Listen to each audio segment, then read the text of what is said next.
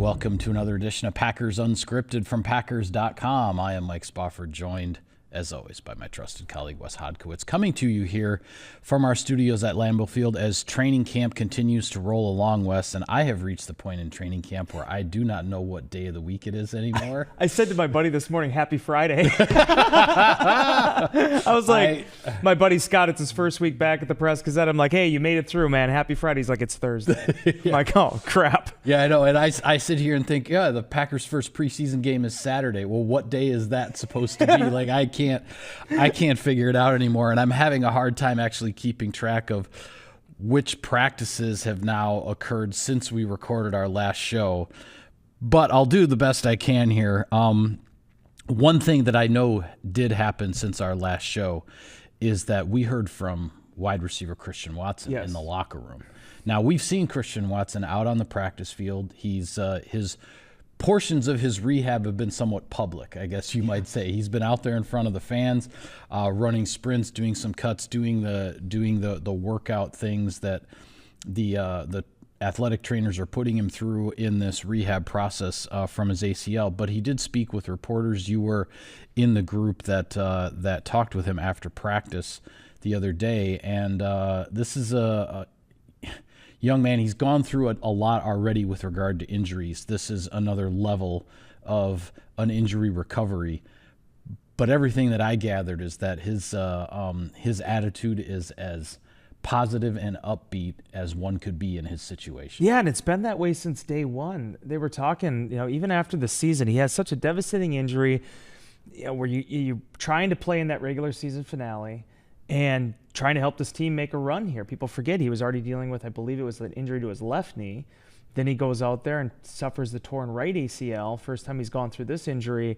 And there could have been a big woe is me mindset, especially entering that contract season, a pivotal contract season for him.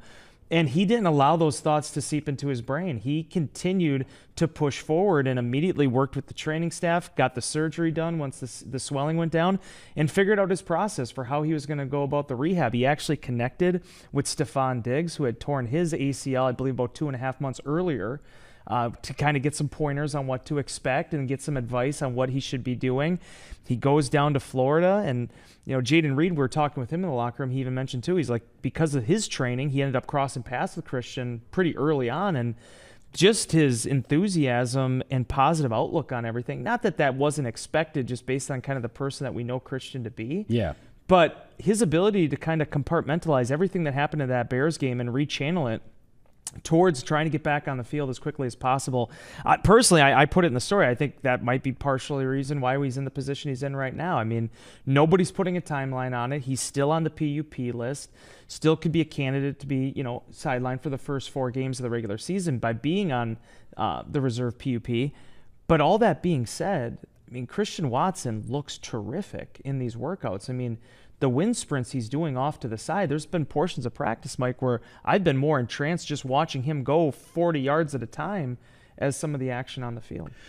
And you do have a story up on Packers.com for those who want to dive into more of the details here. One thing he certainly wanted to make clear is that he still feels he's the fastest guy on the team, right? Like, even though he is not fully through his ACL rehab, he's like, hey, anybody wants to take me on a sprint, bring it on, because he still is claiming to be the fastest in the 40, I assume, is kind of what he's talking about. Probably any race, to be honest with you. I mean, based on the way that this guy attacks it. I mean, to do that at 6'4" and 210 pounds, I mean, we talked about how this guy is just a physical freak from the day that he was drafted to Green Bay.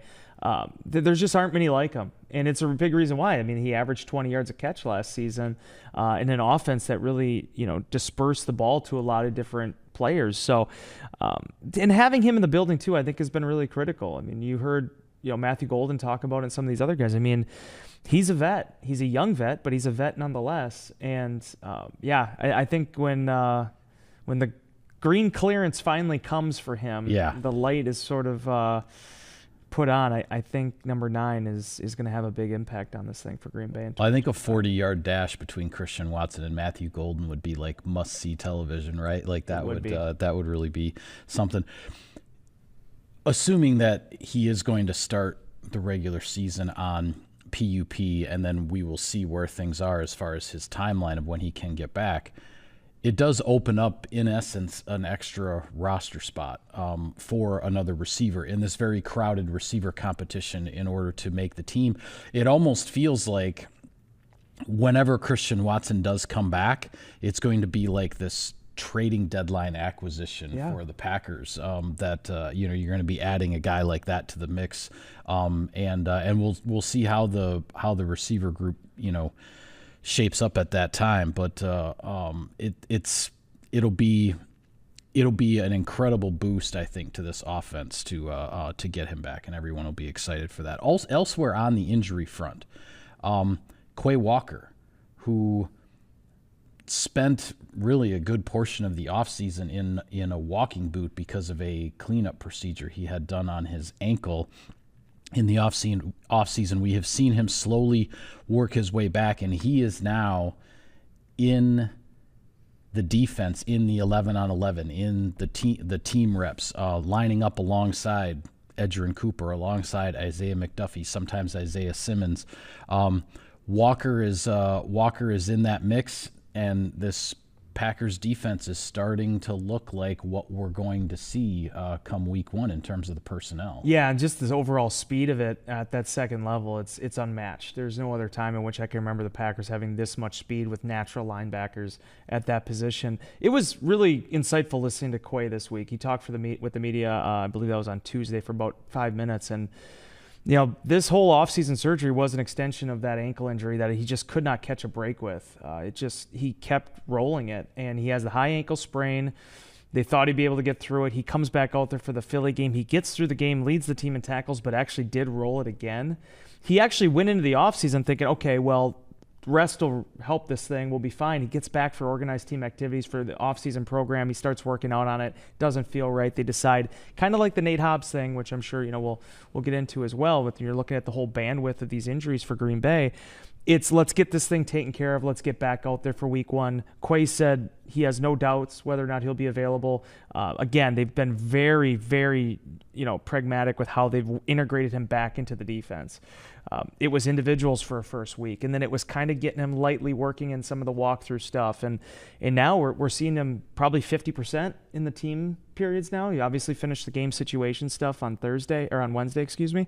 So this is the commander. This is the general of that defense. They've positioned him to be in that role, and certainly now he's poised to fill it. And you mentioned Nate Hobbs. He's going to be out a while. He spoke to reporters as well, described he had to have a surgery done on his knee. He doesn't seem to have any doubts that he'll be ready for week one as well, but it doesn't sound like we're going to be seeing him back on the practice field anytime soon. I mean, one thing that has done with Hobbs now sidelined is Carrington Valentine has sort of been elevated from, I guess you'd say, from a part-time guy with the number one defense to now he's a full-time guy with the number one defense, with Hobbs being out. But then other guys at cornerback have, sort of moved around the depth chart, getting their reps with the twos. And then, lo and behold, a familiar face is back in Corey Ballentine. Now we have to get into the whole Ballentine, and keeping all that straight again. I knew you would like that. But Corey Ballentine, see? No, not just Ballentine. Me. All right. Corey Ballentine Not just me. Spent the last 3 seasons with the Packers, was a free agent at the end of 2024. He signed a free agent contract with the Indianapolis Colts. It was not like a big money deal or anything, but he did get a chunk of money guaranteed, but things didn't work out for him in Indy. He didn't really get into that. I was part of the group that was speaking with him in the locker room the other day. He didn't really get into why it didn't work out in Indy, and you never really know exactly with these things anyway. But the Colts decided to release him in a fairly early stage of training camp, and the combination of Nate Hobbs' injury, Kamal Hadden, who's another young cornerback who's trying to find a place on the depth chart here in Green Bay, he is injured and currently out. And as we talked about, behind the main guys at cornerback, the Packers have a whole bunch of young guys that haven't been there and done that. A lot of talent, but a lot of unproven guys. So when Corey Ballentine is out there and available, and he knows the system, and he's been here, and he's been a big part of special teams and everything in the past. It just made all the sense in the world for Green Bay to go and get him. Not only that, he's very happy to be back, and he's excited to take another shot at making this roster. And not enough gets talked about. The Packers lost 4 cornerbacks in free agency. Well, 3, and then they cut Jair. Right. So they've had a pretty big shift in the cornerback room here. The Ballentine thing is just funny to me because it's almost kind of like the Batman and Joker thing. They're just, the Packers and Corey are just destined for each other. All roads eventually lead back to them being together. I don't know the situation in Indianapolis. I did do a lot of reading in the last few days, though, from what I gathered from the beat reports down there. It sounded like it's just kind of the Colts might have just sort of overstocked the cupboard a little bit. They have basically their first and second team are pretty much set on what they were using, so it was kind of hard for him to get into that second unit. So if you're a veteran player 6 years in, the Colts don't know if you're necessarily going to have a role for you. I mean, sometimes this is the best way to go about doing it, because then you land in Green Bay, which in addition to losing Nate Hobbs, so there's practice reps to be had there, this is a guy with scheme familiarity. And some people had asked me too, well, if the Packers wanted Ballentine back, why didn't they just bring him back? Well, that's not always how it works. I mean, look at what happened with Christian Welch last year. The Packers would have liked to have had him back on the practice squad. It didn't work out. He ends up in Denver. He ends up on the 53-man roster of the Ravens. And then the season ends, and now there's an opportunity to reunite. So what I love most about this cornerback room, though, when you made the point about Carrington Valentine, how much is his story right now mirroring Sam Shields? Now, Sam was an undrafted guy, and he was a converted receiver, but this is the same process Sam went through, was thrown into the fire right away, and then it took a little bit of time for him to find an established starting role. And Carrington has been game for all of it. He's kept a seventh-rounder's mindset while playing at a much higher level than that, where, when he does get put in there, he competes. And I've seen enough from him now to know, to really, truly believe that this guy can be a starter in this league. But it's just how the dominoes are going to fall. And you need to have depth in order to be able to weather injuries. And as we're seeing with this Hobbs situation here early in camp, this is another example of why you build the roster the way you do. Yeah, when you look back just 2 years ago to 2023, the whole Ballentine combination, those guys kind of, saved Green Bay's bacon in a lot of respects, because there were injuries all over the cornerback position. The defense was kind of scrambling to figure out what to do, and then it's like, okay, here's a veteran special teams guy in Ballentine. We'll put him in, and then you have, at that time, a rookie 7th-round pick in Valentine. Put him in there and see what he can do. And they both, to their credit, and it's also helped both of their careers moving forward, those guys both performed really, really well. Especially considering the circumstances that they were put in. So now both of those guys, a couple years older, they're in different places in their careers, and we may be seeing them in some respects on the field together again. A couple of guys that I know we talked about them already, but just have to say that I don't know how you feel. I feel like every day when we walk out there to the practice field to watch the action, and we spend most of our time concentrating on the 11-on-11 and the one-on-one reps that are going on. But there's two guys that just are impossible not to notice on the practice field every day. And to me, it's Romeo, Doubs, and Edgerrin Cooper, one on each side of the ball. I don't know if I've ever gotten this far into a training camp where that answer in some respects has been so easy.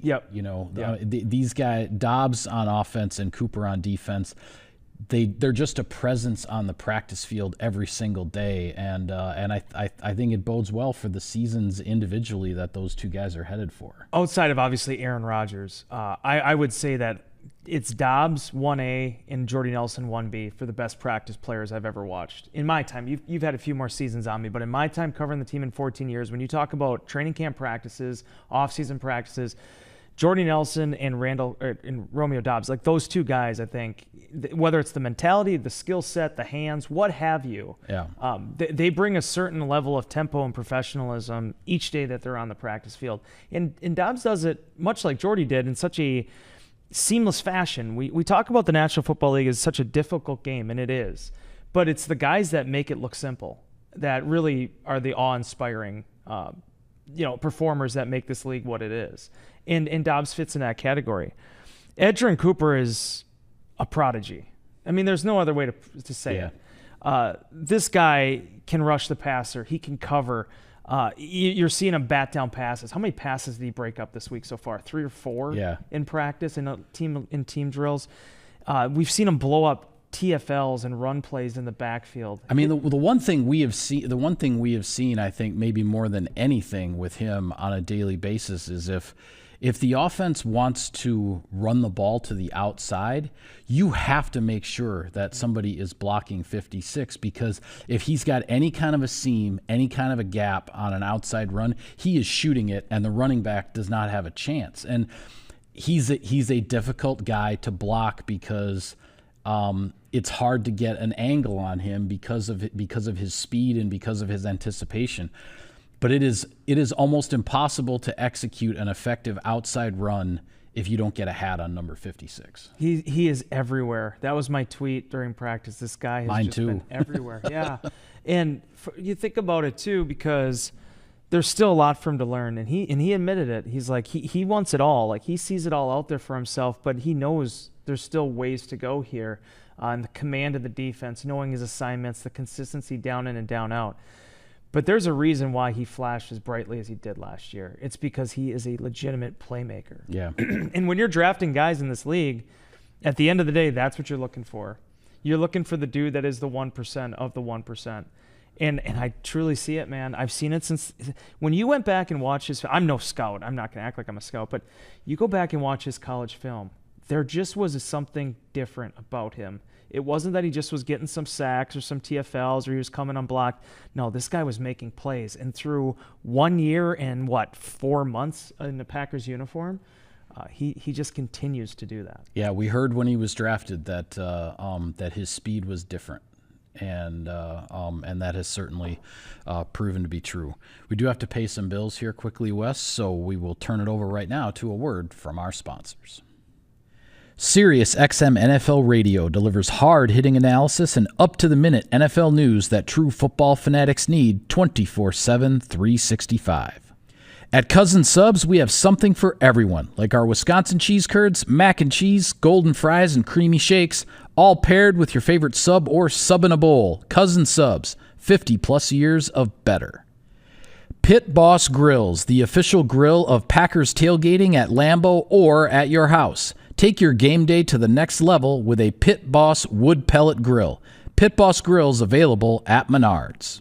Welcome back to Packers Unscripted. Wes, Saturday night at Lambeau Field will be the preseason opener. It's against the New York Jets. A lot of questions in the media swirling around about are their starters going to play or how much or are they not, and I don't even want to get into it because we don't know. Matt LaFleur is not tipping his hand here. He's basically just told all his guys to be ready to play, and then the coaching staff is going to make a decision. So I don't even want to get into that part of it, but what I do want to ask you is, first preseason game, what are you looking for? Well, first and foremost, Kenny Clark sure sounds like he thinks he's playing. Like, I mean, if Matt LaFleur is selling this and then going to tell the guys, "Are you done?" I think the guys are buying into this, the notion that they might be out there on Saturday night. Listen, what I love the most about the preseason, and you know me, you've had to read all my copy here the last 10 years. I'm the biggest proponent of the preseason. I love it. I am not driven by the almighty dollar. I think like a lot of this capitalistic, sort of leagues can be in the professional sense, and now even somewhat in the amateur sense. This is where guys get opportunities. And you can't have a Carrington Ballentine. We can't talk about that if you don't initially give them those reps as the rookie and first years. And seeing a guy like Omar Brown, even on a stage like Family Night, kind of ball out and try to make his case for a roster. How many times over the years, Mike, have you and I been sitting here at these things, and we covered the first drive of the number one offense and defense, and then it's the second or third teamer that shines the rest of the afternoon. I love preseason's my favorite time of the year because I think the thing that's cool as a writer, I don't know if fans can relate to this, but we get to see these guys for 10, 11, 12 practices, and now we get to see them against another team. We get to see them finishing tackles. You get to see the actual what this is all built up to, and who rises to that challenge and who doesn't, who separates themselves and who falls behind. The stakes are so high, and they've never been higher now because of the reduction in the amount of preseason games. So I'm looking forward to seeing some of these young running backs that are going to get tons of opportunities with Emmanuel Wilson and Marshawn Lloyd both banged up right now. I think we're going to see the secondary. What safeties stand out with a position where I don't even know how much of a drop off there is. From where we're looking at with the Evan Williams to the Zane Andersons. I mean, there's such a small margin for error there, and then also just overall how the efficiency is of everything. The preseason's awesome, and I think it's going to be fun to have this thing at Lambeau Field and seeing how fans respond to it. I think there are a lot of things certainly to watch on Saturday night. If I were to narrow it down for myself, I'm narrowing it down to the first-round draft picks from the last 2 years. I'm going to have my eyes on more than anything, because presumably we're going to see Matthew Golden in game action in a Packers uniform for the first time, and I think that will be a treat in and of itself. And then Jordan Morgan, last year's first-round pick, he's been taking all of the number one reps at left tackle as Rasheed Walker is working his way back from a groin injury. And Walker was back in practice on Wednesday, but only in individual drills. He was not back into 11-on-11 yet. So the fact that, now there's still time before Saturday, but I don't know at this point if they would put Rasheed Walker into a preseason game. So if Jordan Morgan is the starting left tackle on Saturday night and gets his share of the reps there, that will definitely be worth watching, because you have to remember, even though this guy was a full-time left tackle in college, multiple-year starter and all that at Arizona, he did not really play tackle as a rookie when he came in last year. He was put at right guard to compete with Sean Ryan, and he was in a rotation with Ryan, getting game action at right guard until his shoulder injury caused enough trouble that they decided needed an operation and shut him down for his rookie year. So he hasn't played left tackle. He hasn't played offensive tackle in a game in the NFL yet since arriving as a first-round pick. So those are the two, I guess I would say, the two guys that I will be having my eyes on more than any others. Excellent choices, especially when you're looking at the 2024 draft class, because there's still so much we've yet to learn about that group as a whole. I will mention another name from it, though, that I'm excited to watch is Tyron Hopper. Because Hopper's a guy, third-round pick last year. I've been a big fan of him since the beginning. He's a tackling machine. If you've been watching him in these practices, he's been kind of that number 2 Mike linebacker throughout camp. I think he's going to play a lot in these games. I would imagine, again, we'll see whether or not Quay goes. I would imagine then it's probably Isaiah McDuffie's going to be wearing the communication headset. But after that, I would imagine you're going to see a lot of Hopper in these games. Yeah. And he's the type of dude, if you remember last year in Denver, he basically didn't practice a whole lot. He was kind of getting his feet underneath him, and then he has 11 tackles. That was like the one highlight of that game against the Broncos, was just how all over the place he was. Packers, I was talking about all this depth they have. Inside linebacker encapsulates that. And Hopper's a guy, too, that I think is going to be fun to watch. Yeah, Hopper's a great one to point out. We saw him have a really, really good preseason game last year as a rookie. And it's funny when I watch him, my mind always goes back to what I like to say is an old friend of mine who used to work here, which was before you arrived. And, of course, I'm talking about Vic Ketchman. He always used to talk about linebackers as one of two types. They're either chasers or they're thumpers. Yeah. Tyron Hopper's a thumper. He's a thumper. He is a thumper. Dude. And that makes him worth watching at any time he's on the field. Oh, my goodness. When we did the live tackling drills, just seeing him attack guys. Yeah. This is a guy that is when the red is in his eyes when he sees the ball carrier for sure. And, he definitely sets a tone. All right. One last thing. Do you want to get back into this whole Hall of Fame? We can. Okay. I'm gonna lay it out here as quickly as I can. Please do. So, okay, you have two different ways essentially to get into the Hall of Fame. There's the modern era voting process, which are the players who have been retired for 5 years but retired for less than 25 years. There's an entire voting process that it whittles down to finalists, and then the finalists get their cases presented, and then everybody on the Hall of Fame selection committee gives an up or down vote, and if they get 80% of the vote, they get in. Other ways, there's the senior committee, which is guys who have been retired for longer than 25 years whose cases are being revisited. You also have coach category and contributor category. Now, those have been combined in the past, coach and contributor, that now they've become separate categories. But what used to happen is the senior committee nominees, the coach nominees, and the contributor nominees who made it all the way to the finalist stage, they would simply, after they go through this whole process and you get to the finalist stage, they would then have their cases presented in front of the committee for an up or down vote. And if they got 80%, they got in. If they didn't, they didn't. But most of the time, because the selections are so narrow, it narrows down so quickly. Most of the time, somebody who made it all the way to the finalist stage as a coach, as a contributor, or as a senior finalist would get in. What they did this year is they put forward 3 senior finalists, 1 coach, 1 contributor. The 1 coach was Mike Holmgren. One of the 3 senior finalists was Sterling Sharp, obviously.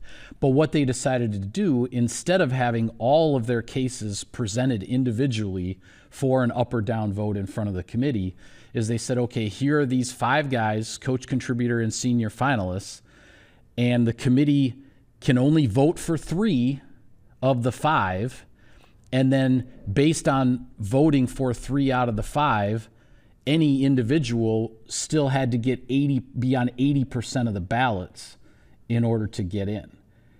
Extremely difficult threshold, much, much harder than it was in the past for the folks in these categories.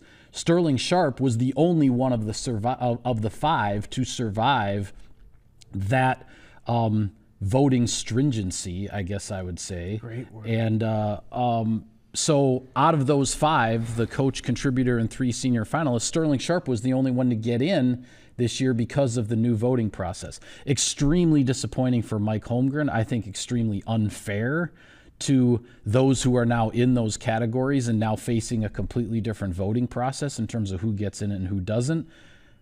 But with that explanation as the entire background, I'll hand it back off to you. The Blue Ribbon Committee put forward their semifinals, their 9 semifinals for head coach candidate for the Hall of Fame last October. We just did the actual enshrinement, so it shows you how long this process goes. To select Mike Holmgren for that, to actually have all these people push him forward for this honor. Again, just 1, not 3, just 1 coach. Yep.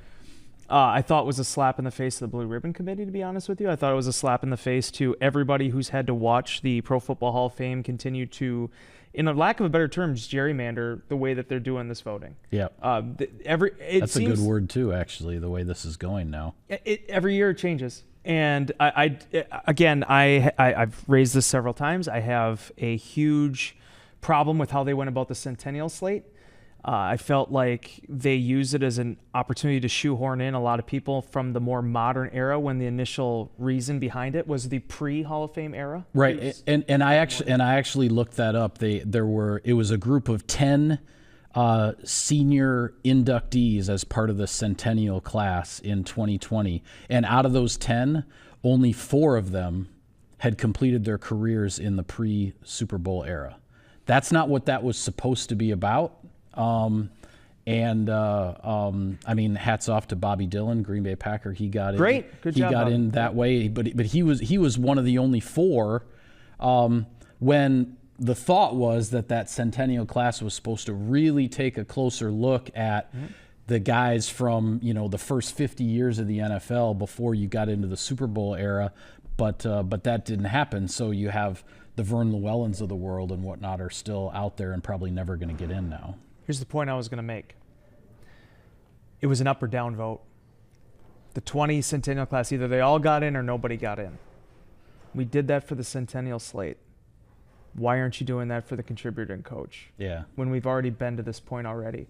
What do the contributors and coaches, if they've gotten to this point, if they've gone through all these different hurdles and obstacles, what's the rationale then for looping them in with the modern era? What's the rationale for trying to hold them out when they've already pushed through? And also keep in mind, it took forever to have contributors, coaches. Prior to that, it was all one big pile. Yeah.